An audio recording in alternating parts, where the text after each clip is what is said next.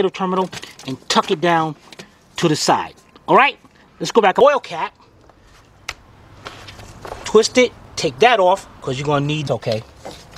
The next thing you're gonna do, guys, is this whole wiring harness right here is a 12-inch 3/8 drive extension, and if you're using your same setup, and that's why I get your impact driver because it becomes a lot easier. The spark plugs are, and these are shot. And actually, I guess you can use either one. Good going, Civvy. All right, guys. Now that we got it in, you want to go around and just make sure this and push that on, just like that. Now that's super crucial. All right, till it stops.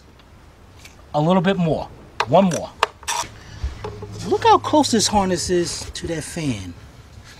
Wait. And then just set the plug down. And this is, guys, I don't even know why I'm showing you this, because you're done with the job now.